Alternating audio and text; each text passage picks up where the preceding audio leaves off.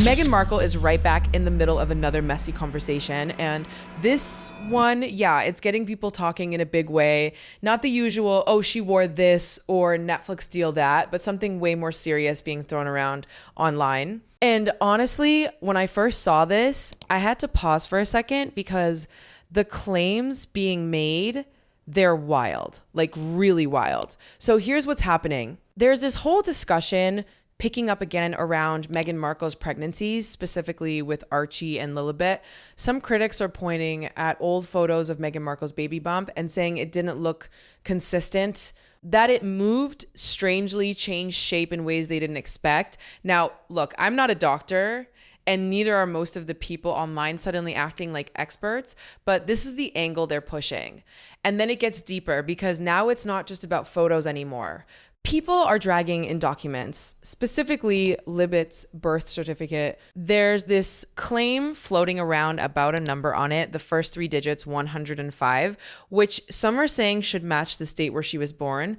The story that's always been told is that Lilibet was born in California, right? Santa Barbara, clean, simple, done. But now critics are saying California's code is actually 104, not 105. And that's where things start spiraling because suddenly people are asking, okay, if that number doesn't match California, then what does it match? Some are even linking it to Colorado. And if that were true, and I'm saying if, because none of this is officially confirmed, then it completely clashes with everything that's been publicly shared. Now, here's my take. This is where gossip crosses into dangerous territory because a mismatch in numbers could mean a lot of things. Administrative error, totally possible. Different formatting, also possible. But the internet doesn't do maybe. It jumps straight to something's being hidden. And that's exactly what's happening here. And the reason this is blowing up so hard is because of one thing: royal status. Prince Harry and Meghan Markle's kids aren't just random celebrity children. Archie and Lilibet are in the line of succession. That automatically raises the stakes. People expect everything to be documented, verified, crystal clear. No confusion, no gaps, but unlike other royal births, which were publicly confirmed with doctors signing off and details released immediately, Harry and Meghan did things differently. More private, more controlled, and now that privacy is coming back to haunt them a little because people are filling in the blanks with their own theories. There's also this growing narrative that Meghan Markle hasn't been fully transparent. Again, that's what critics are saying, not something proven. But you can feel how the tone online has shifted. It's less curiosity now, more suspicion. And once people start questioning one thing, they start questioning everything. And I'll be honest, some of the arguments being thrown around are reaching. Like people analyzing kids' hair color in photos and saying it changes too much, or claiming they don't look consistent. That stuff feels like people trying too hard to prove a point. Kids look different in different lighting, different ages.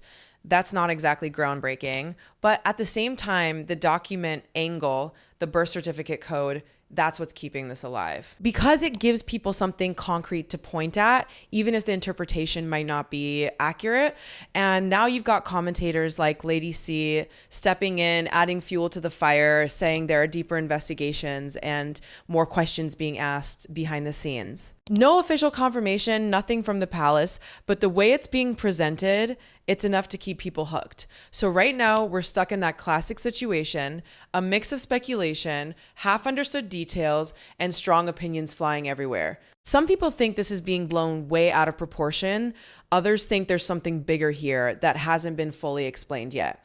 And Meghan Markle, she hasn't directly addressed any of this specific noise, which, depending on how you look at it, either keeps things calm or makes people even more curious. Meghan Markle isn't saying much publicly about this, but the reactions around her, yeah, they're getting louder. And now the conversation is shifting away from just documents and into something a bit more uncomfortable.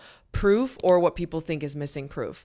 Because here's the thing. When other royal babies were born, everything was very official. Doctors signed statements. The palace released clear details. There were no gaps. With Archie and Lilibet, Prince Harry and Meghan Markle chose a much more private route. At the time, a lot of people respected that. It felt modern, controlled, very we'll share what we want when we want. But now that same privacy is being used against them. Critics are basically saying, why is there not the same level of confirmation? And I get why that question comes up, not because it proves anything shady, but because royal traditions have always been very structured. When you break away from that, you create space for doubt. And people online love filling that space. Then there's another layer being added, and this is where it starts feeling messy. Some voices are claiming there's no publicly verified proof of the births in the same way as other royal children. That's a heavy statement. And again, it's not confirmed, it's not officially backed, but it's being repeated enough that it's becoming part of the conversation. And I'll be real with you, this is where I personally start side-eyeing things a bit. Not Meghan Markle, the conversation itself, because questioning documentation is one thing, but jumping into, are these even their kids' territory? That's a massive leap.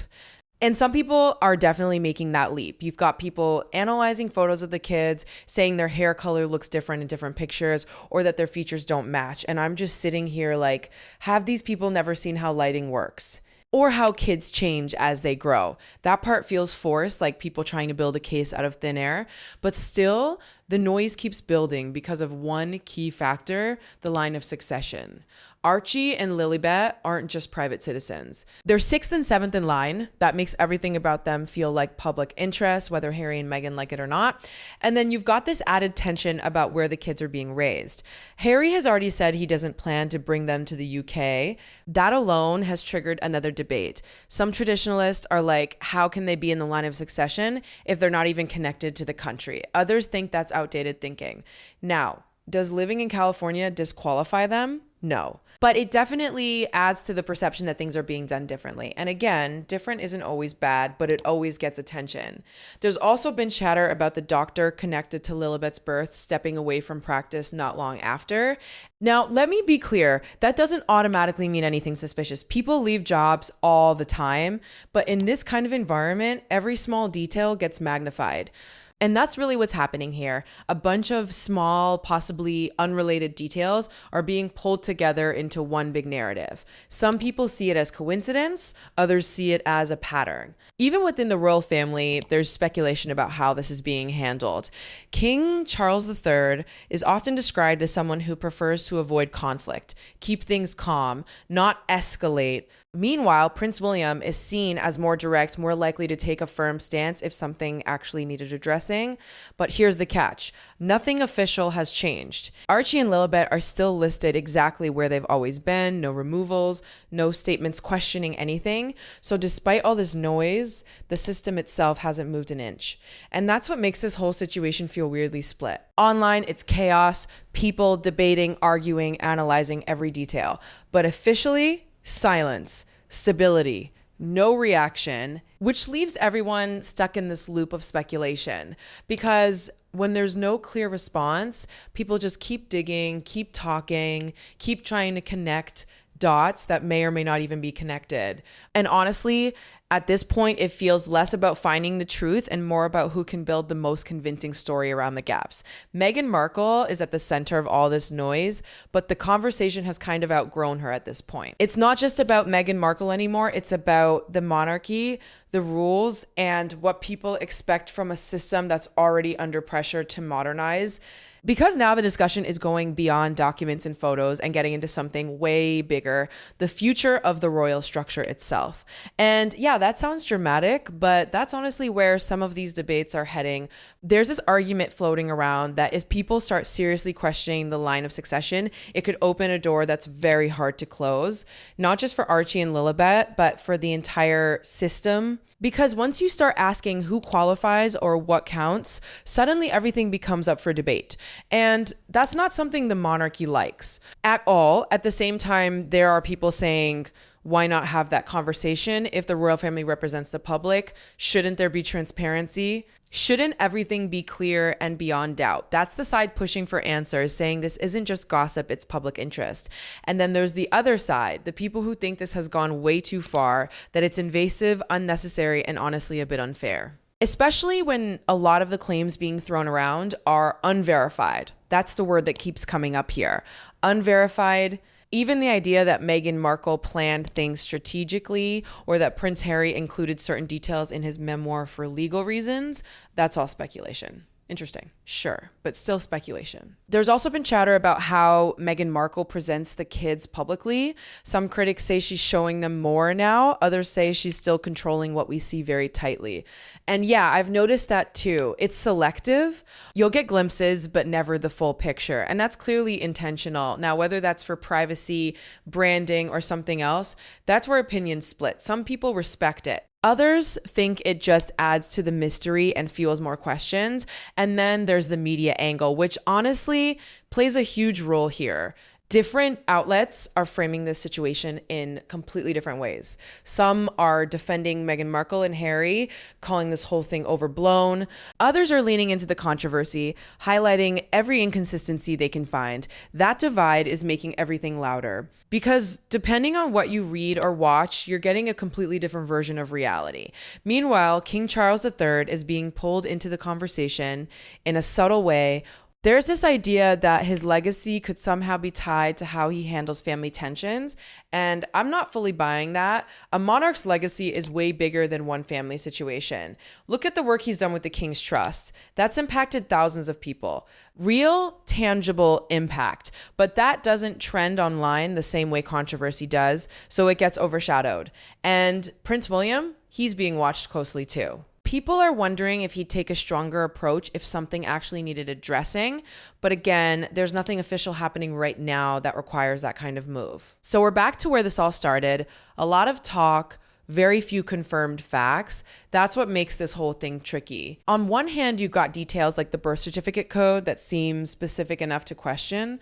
On the other hand, you've got people stretching those details into full-blown theories that aren't backed by anything solid. And Meghan Markle staying quiet, that's either helping her avoid feeding the fire or unintentionally making people more curious. Depends on how you look at it. Personally, I think the situation is a mix of both, some genuine confusion and a lot of overreaction layered on top of it. The royal family has always been surrounded by scrutiny, but now with social media, everything gets amplified instantly. Every number, every photo, every decision gets picked apart in real time. So the real question isn't even what's true at this point, it's how much of this actually matters in the bigger picture. Because despite all the noise, nothing official has changed. The line of succession is the same. The palace hasn't stepped in, no corrections, no confirmations, just silence on one side and a whole lot of talking on the other. And knowing how these stories usually go, this probably isn't the last time we hear about it.